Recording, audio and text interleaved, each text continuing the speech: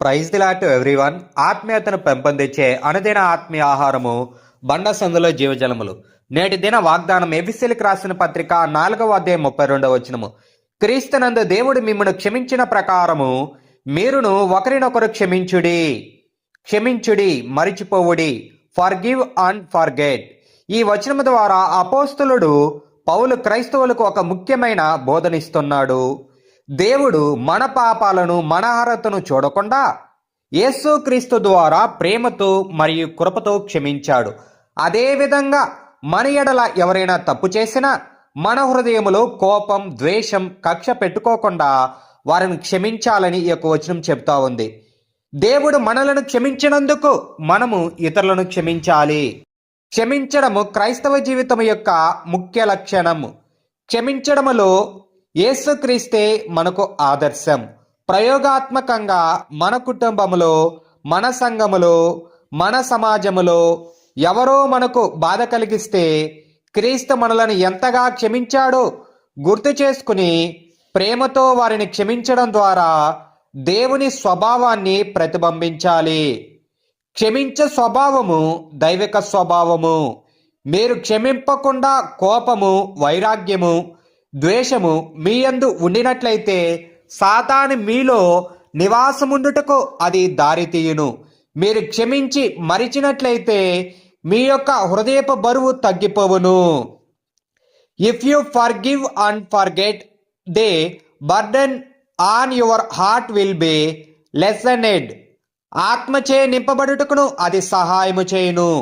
ఎలాగూ క్షమింపవలను అనుటకు క్రీస్తువలే క్షమించు స్వభావమును బైబిల్ గ్రంథము కోలమానముగా కనపరుచుచున్నది. యేసు మనలను క్షమింపకోరి పరలోకమును విడిచి భూమి మీదకి దిగివచ్చెను.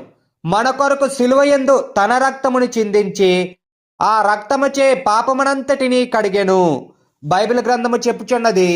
మొదటి ఆహ్వాన రాసిన పత్రిక 1వ అధ్యాయము 9వ వచనము. మన పాపములను మనము ఒప్పుకొని ఎడల ఆయన నమ్మదగిన వాడును నీతిమంతుడును గనుక ఆయన మన పాపములను క్షమించి సమస్త దుర్నీతి నుండి మనలను పవిత్రులుగా చేయును.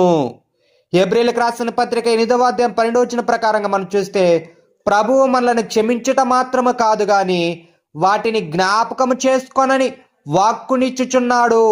జ్ఞాపకము చేసుకొనక ఉండుట ఎలాగో?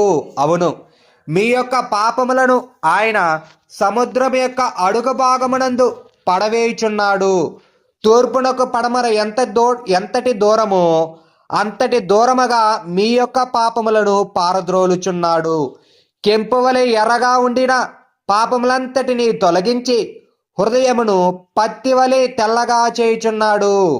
క్రీస్తు యొక్క అడుగుజాడలను వెంబడించుచున్న మీరు ఆయన క్షమించుచున్న ప్రకారము మీరును మీ యొక్క సహోదరులను క్షమింపవలను కదా. వారిని మీరు క్షమించుచున్నప్పుడే ప్రభు మీ యొక్క క్షమించే దేవుని ప్రేమను సంపూర్ణముగా రుచి చూడగలరు. యేసు చెప్పెను, మీరు నిలవబడి ప్రార్థన చేయనప్పుడెల్లను మీకు ఒకని మీద విరోధమేమైనను కలిగి ఉన్న ఎడల పరలోకమందున మీ తండ్రి మీ పాపములు క్షమించినట్లు అప్పుడు ఆ విరోధములను వానికి క్షమించుడి. మీరు క్షమించని ఎడల పరలోకమందుండి మీ తండ్రియు మీ పాపములు క్షమింపడనెను. మార్కు సువార్త 11వ అధ్యాయం 25-26 వచనాలు మనం చూస్తాము. ఇతరులను క్షమింపని పక్షముననే అనేకులను వ్యాధులను చేతబడి శక్తులను అధిగమించుచున్నవి. మీ యందు ద్వేషముతోనైనను వైరాగ్యముతోనైనను తలంపు ఉండినట్లయితే వాటిని వేళ్లతో సహా పెకలించి వేయుడి. అప్పుడే దేవుని యొక్క ఆశీర్వాదపు నీటి ఓటలు మీ యందు ఊరుటకు ప్రారంభించును. దేవుని బిడ్డలారా, మీకు ఎవరెవరిపై ద్వేషమును వైరాగ్యమును ఉండునో వారిని క్షమించి వారి కొరకు ప్రభువును ప్రార్థించుడి. అప్పుడు ఆయన మిమ్ములను బహు గొప్పగా ఆశీర్వదించును. ఆమేన్. నేటి ధ్యానమునకై హెబ్రీయులకు రాసిన పత్రిక 12వ అధ్యాయం 14వ వచనము. అందరితో సమాధానమును పరిశుద్ధతయు కలిగి ఉండుటకు ప్రయత్నించుడి. పరిశుద్ధత లేకుండా ఎవడును ప్రభువును చూడడు. ఆమేన్. ఈ వచనము క్రైస్తవ జీవితం ఎలా ఉండాలో స్పష్టంగా చెబుతుంది.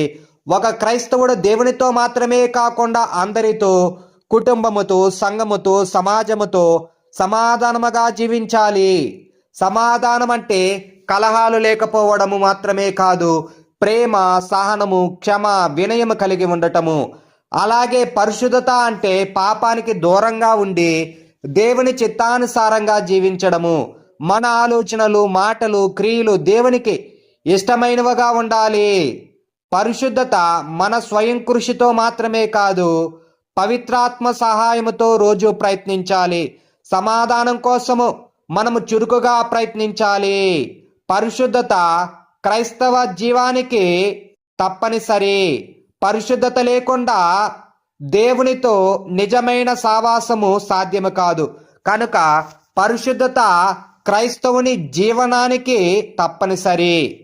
ఈ యొక్క వచనము మనకు గుర్తు చేస్తుంది, దేవునిని చూడాలంటే, ఆయన సన్నిధిని అనుభవించాలంటే సమాధానముతో మరియు పరిశుద్ధతో జీవించడం అత్యవసరము. ప్రార్థన చేసుకుందాము. ప్రార్థన. దేవానికి స్తోత్రముల తండ్రి, మాలో క్షమింపకుండా కోపము, వైరాగ్యము, ద్వేషము ఉంటే అది సాతాను స్వభావమే తప్ప దైవిక స్వభావం కాదని తెలిపిన తండ్రి నీకు స్తోత్రములయ్యా. క్రీస్తు వలె ఇతరులను క్షమించి మాలోని హృదయ భారము తగ్గించుకునే మనసునిచ్చిన తండ్రి నీకు స్తోత్రములు. మా శరీరాత్మలలో క్రీస్తు స్వభావమును ధరించుకునే ధన్యత నిమ్ము. దేవా, మా పాపములు క్షమించుటకు పరమును విడిచి భువికి వచ్చి సిలువలో నీ రక్తము కార్చి మా పాపములు కెంపు వలె ఎర్రగా ఉన్న పత్తి వలె తెల్లగా చేసిన తండ్రి నీకు స్తోత్రములయ్యా. మా పాపములను సముద్ర అగాధములో వేసి ఎన్నటికీ జ్ఞాపకము చేసుకొనని అని చెప్పిన తండ్రి నీకు స్తోత్రములయ్యా. మీ వలె ఇతరులను క్షమించే మనసు నిమ్ము. విరోధము కలిగిన వారిని క్షమించి వారి కోసము ప్రార్థన చేసే మంచి మనసు నిమ్ము. మేము నీ వలె క్షమించే మనసు నిమ్మని నజరేయుడైన యేసుక్రీస్తు నామములో అడిగి పొందుకొనుచున్నాము మా పరలోకపు తండ్రి. ఆమేన్, ఆమేన్, ఆమేన్. మన దేవుని ప్రేమయు రక్షకుడైన యేసుక్రీస్తు కృపయు పరిశుద్ధాత్మ సావాసమును మీకందరికీ తోడయుండునుగాక. ఆమేన్, ఆమేన్, ఆమేన్. Thank you for watching. Praise the Lord. God bless you. Please like, share, subscribe. Thank you.